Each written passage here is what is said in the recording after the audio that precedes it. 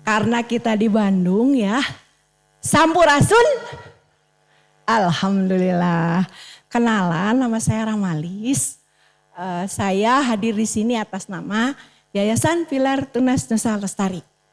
Gitu ya. Tapi kenalan dulu nih. Aduh. Ini ya. Namanya si Buntel. Ini adalah maskot dari dapur Tunas Nusa.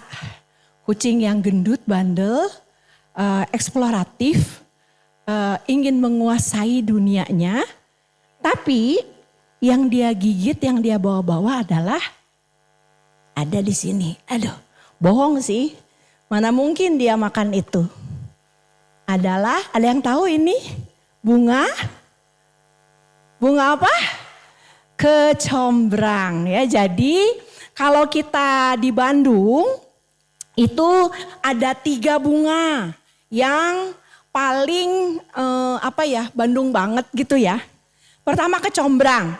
Ini adalah sangat lekat dengan kebiasaan kita makan, tanaman yang ada di sekitar Bandung begitu ya. Terus baunya tuh khas banget deh pokoknya. Dan dia mengikat lintas generasi yang orang Bandung. Jadi kalau yang belum pernah coba, kalau mau jadi orang Bandung banget langsung minta sayur kacang merah pakai kecombrang begitu ya. Hari ini saya mau bicara tentang biodiversity atau keanekaragaman hayati ya. Dan kenapa ini penting untuk kota seperti Bandung? Karena ini ceritanya. Jadi kita mengamati, mempelajari, mengkampanyekan 5 taksa. Ya. Jadi 5 makhluk hidup begitu. Pertama tanaman. Ya, contohnya tadi kecombrang. Ada lagi yang favorit kita banget ya, itu pohon sukun. Kenapa favorit? Ada yang tahu sukun? Sukun goreng, tahu nggak? Sukun kukus. Nah, satu pohon sukun itu kalau tumbuh subur, dia bisa menghasilkan 100 kilo sukun, karbohidrat yang sangat baik. Karena ada gulanya, ada lemaknya, dan ada mineral plus serat begitu ya. Sementara kalau kita mau dapat beras 100 kilo, kita membutuhkan lahan seluas 228 meter persegi. Bayangkan, kalau kita mengukur satu pohon sukun butuh berapa meter persegi ya? Kira-kira lihat aja tajuknya, daun-daunannya, kira-kira 6 kali 6 gitu ya. Bayangkan ya, jadi ada 2 tanaman yang favorit hari ini. Pertama kecombrang, yang kedua sukun. Tapi ada 2 bunga lagi yang memang sangat lekat dengan hidup kita dan ternyata adalah khas Bandung banget. Yang pertama, yang kedua adalah kenanga. Tahu kenanga?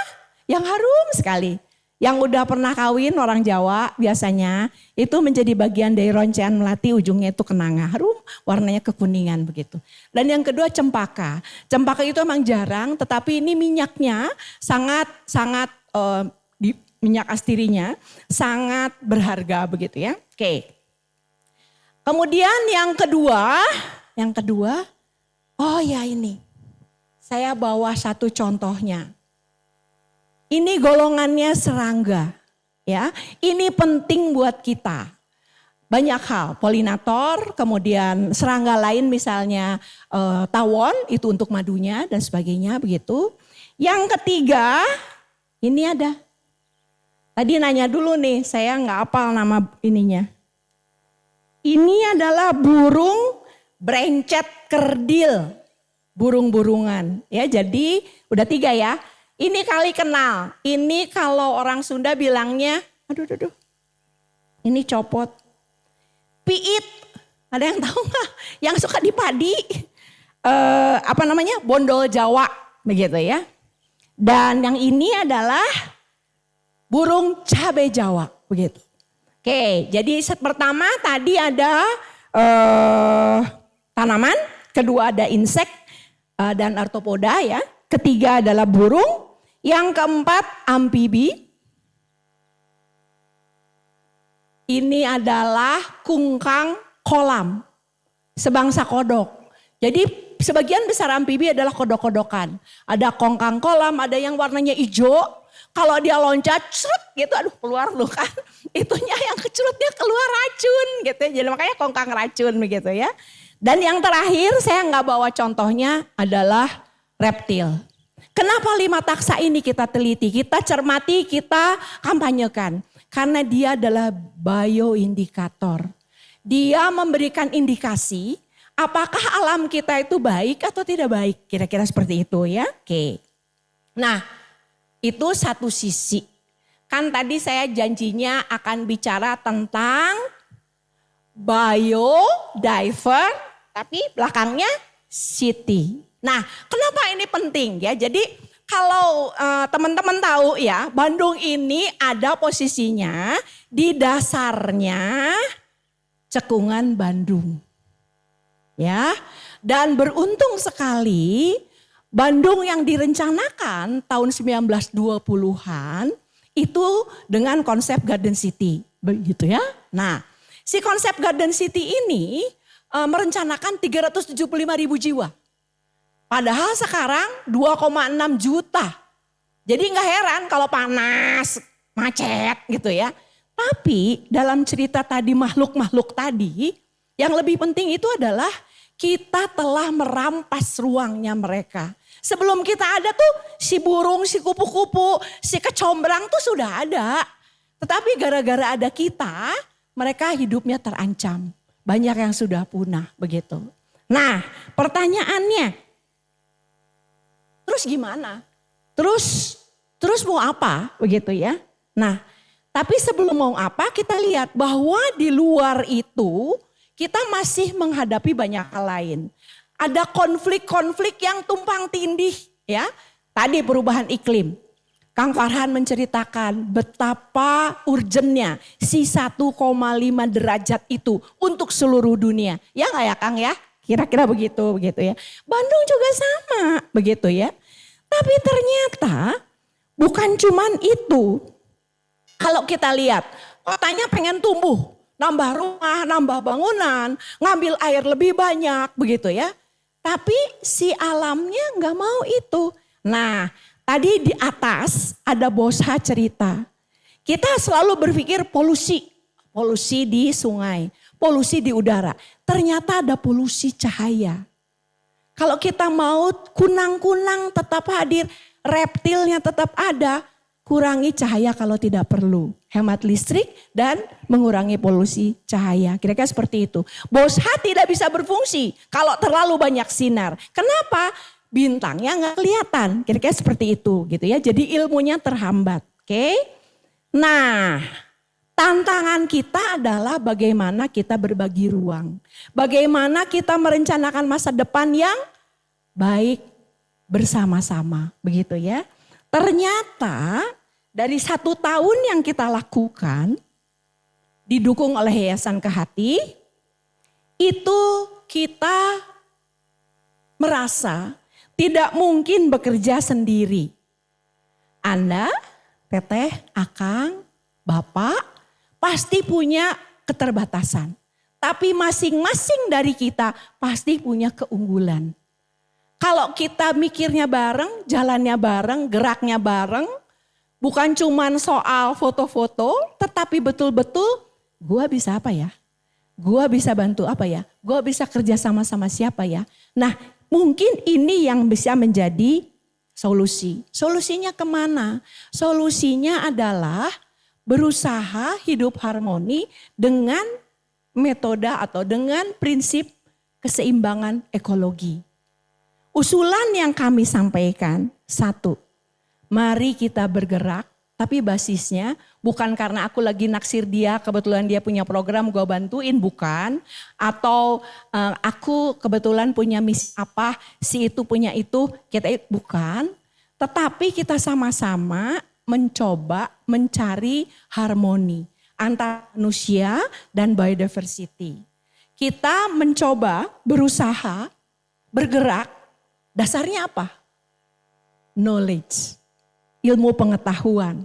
Dan kami sudah mencoba selama 1 tahun, kita sebut namanya, atau bukan kita Deng, orang lain dan kita adopsi begitu citizen science. Yaitu ilmu pengetahuan yang mudah diketahui, dicerna, digunakan oleh semuanya. Dari bocil-bocil anak SD sampai orang yang tua yang sudah lansia seperti saya itu oke, begitu. Dan sekarang itu banyak banget begitu ya. Itu satu. Jadi gunakanlah citizen science. Gunakanlah ilmu pengetahuan yang mudah dicerna, diketahui, difahami, dipakai oleh para pihak. Yang kedua, kita membangun data untuk mengambil keputusan. Tadi Kang Dilan jangan sok tahu lu gitu ya. Libatkan yang bersangkutan begitu. Bukalah data, buatlah data yang terbuka untuk semua. Yang melibatkan, yang berdampak pada semua begitu kira-kira ya. Yang ketiga, kami alhamdulillah diperkenalkan dengan beberapa aplikasi yang memang open resources begitu ya, bisa diakses siapa saja gratisan gitu ya. Untuk mendatakan biodiversity di Kota Bandung, kita menggunakan iNaturalis. Coba deh yang punya HP, gak usah saya difoto, buka aja iNaturalis gitu ya. Itu Anda bisa melakukan dimanapun, kayak di sini nih. Kita tadi udah naksir-naksir. Wah, kalau kita bawa teman-teman ada tanaman apa aja nih di sini, ada binatang apa saja di sini begitu ya. Kita bisa melengkapi data tentang keanekaragaman hayati Kota Bandung. Kemudian yang terakhir adalah teknologi. Teknologi ini bisa murah, bisa mahal, bisa sulit, bisa terjangkau secara pemahaman, bisa ditiru begitu ya. Contoh nih, kami menyiapkan model-model ini sendiri dulu di Tunas Nusa. Tapi kami sudah punya pikiran bahwa ini akan kami buat bareng-bareng sama anak SD, SMP, SMA. Dan kami membawa misi dengan model-model ini.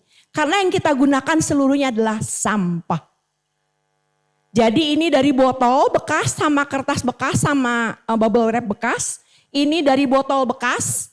Dan ini makanya compang-camping lah bisa dikatakan. Karena ini yang bikin anak SD. Kenapa ini penting? Karena waktu kita cerita perubahan iklim, di kepala mereka tidak bisa yang sulit-sulit. 1,5 derajat dibandingkan 1,5 senti seperti Kang Farhan, susah, nggak paham. Tapi begitulah, ini kupu-kupunya nanti nggak hidup lagi. Ayo kita bikin kupu-kupu.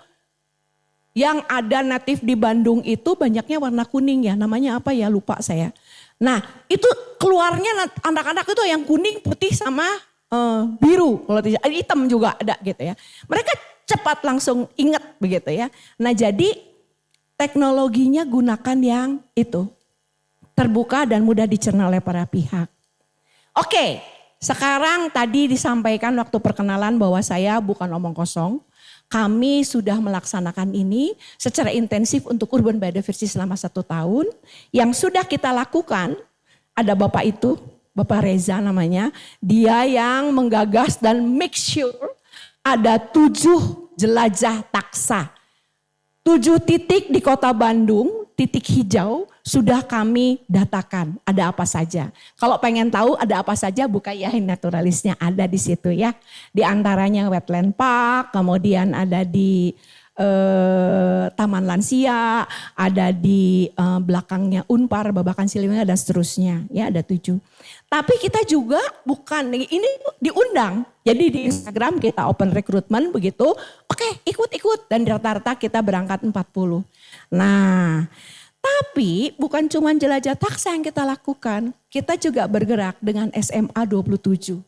Itu dalam 2 jam 447 data terkumpul. Bayangkan. Gratis juga. Wah luar biasa lah pokoknya ya. Yang kedua kita juga sudah melaksanakan di rumah susun Taman Sari dengan komunitas ibu-ibu. Yang biasanya HP-nya untuk ngegibah gitu ya. Waktu itu mah langsung, ayo Bu dicek ada tanaman apa saja, ada binatang apa saja. Ada kucing lewat sama dia dicek, oh kucing, oh ya saya juga tahu itu mah kucing gitu kan ya. Nah kayak gitu, jadi nggak apa-apa. Yang penting semua paham bahwa kelima taksa tersebut adalah indikator natural. Begitu ya, oke. Nah berikutnya. Apa yang sudah kita lakukan lagi? Kami tahu bahwa walaupun Bandung itu alhamdulillah masih lumayan baik ya. Karena dulu direncanakan sebagai garden city begitu ya. Tapi kita tahu bahwa ada mulai terputus jejaring hijau itu. Teman-teman suka lihat bajing di Bandung, di kabel listrik? Suka lihat nggak? Suka lihat nggak? Meni bingung, suka kan? Oke. Nah, sekarang pertanyaan saya, keputusan wali kota menurunkan kabel-kabel listrik itu supaya kotanya indah. Pertanyaan saya, bajing kalau nyebrang lewat mana? Nah, oleh karena itu kami mulai menggagas, menanam, menumbuhkan, kami sebut namanya adalah talun baladahan mikro. Yang memberi nama adalah ahlinya Kang Zai. Kang Zai itu doktor lanskap yang spesialisasinya adalah budaya Sunda. Talun itu adalah hutan yang isinya beragam-ragam. Baladahan itu yang dikonsumsi karena Bandung 92% makanannya itu dari luar. Jadi kita tidak independen begitu. Jadi simpul-simpul hijau yang kita dorong itu termasuk menguatkan ketahanan pangan. Dan mikro itu ya karena ukuran kecil. Kita menggunakan metode Miyawaki, minimum hutannya gedenya 12 meter persegi. Nah, ada gagasan nih. Gagasannya muncul ketika kami membuat pameran. Sekarang siapa yang yayangnya mau ulang tahun? Nah, daripada protes yayangnya minta mobil baru, ya minta rumah baru begitu ya. Sekarang mah dibujuk, gimana kalau bikinin hutan? 12 meter persegi, dah bisa, kabarin kami Tunasusah pasti bantu. 12 meter persegi 3 kali 4 sama dengan tempat parkir mobil, itu bisa jadi hutan. Dengan metode Miyawaki 80 cm ke bawah lahannya kita perbaiki, diolah lahannya, kemudian kita pilih tanaman-tanaman lokal, buah-buahan terutama yang bisa dimakan. Nah kemudian kita urus selama 6 bulan. Kalau kata orang Sunda mah diloloh, dimanjain, dikasih pupuk, dikasih air, sayang-sayang begitu supaya jadi begitu ya. Nah, kenapa? Supaya networknya hijaunya itu bertambah. Saat ini kami sudah menumbuhkan 19 titik di kota Bandung. Termasuk di lapangan, di halaman balai kota. Kalau mau lihat ke sana ya. Di situ mah lumayan besar, 55 meter persegi. Berarti dalam 1 meter persegi ada 3. Jadi 150 pohon. Padat sekali. Kok bisa? Nah ada, itu metode Miyawaki. Kalau pengen tahu dibuka di Google, oke? Karena tinggal udah habis. Oke. Nah, apalagi yang kita lakukan? Memperbaiki. 1 kolam retensi Ranca Bolang untuk menumbuhkan sistem ekologi biru hijau. Birunya air, hijaunya hijau-hijau begitu ya. Kenapa? Supaya burung belekok ada rumahnya yang baru gitu ya. Karena rumahnya yang asli udah kepepet sama kampung sama Sumarekon. Kecil banget begitu, kasihan. Dan ini mau punah, jadi kita bikinnya gimana? Diundang belakoknya ke sana, nggak bisa. Jadi kita tiru yang di sarang yang ada, tanamannya apa saja, biodiversitasnya seperti apa, kolamnya seperti apa, kita tiru plak dipindah ke situ. Apakah sudah pindah belakoknya? Kabar terakhir belum. Yang sudah masuk ke sana banyaknya adalah kupu-kupu, ulat, ada kadal, ada cacing-cacing, ada reptil-reptil saya juga nggak tahu namanya apa, ada beting keluyuran gitu banyak gitu ya. Jadi itu sudah mulai, pasti butuh waktu begitu ya dan tidak bisa diundang. Itu yang paling penting. Nah yang berikutnya yang harus kita lakukan adalah partnership. Kami sudah bekerja sama dengan SD 69, ada SMP 51, ada SMA 27. Ini sudah 2 angkatan. Berarti apa? Setiap anak yang kita ajak workshop main-main, keluarganya pasti mendengar, begitu ya. Nah, oke. Jadi kesimpulannya apa? Bandung mah alhamdulillah baik. Dan Bandung itu di jajaran kota-kota di Indonesia. Nah mudah-mudahan inisiatif ini juga bergerak di kota lain.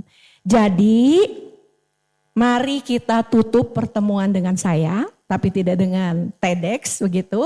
Hari ini ada pesan. Together we learn, kita harus selalu belajar. Together we build, dan juga nanam begitu. A city where resilience is fulfilled, guided by science, tapi jangan lupa dihatean, united by heart, begitu ya. Untuk apa? Kita mulai sesuatu yang baru, dengan harapan baru, tapi dengan hati. Terima kasih. Assalamualaikum warahmatullahi wabarakatuh.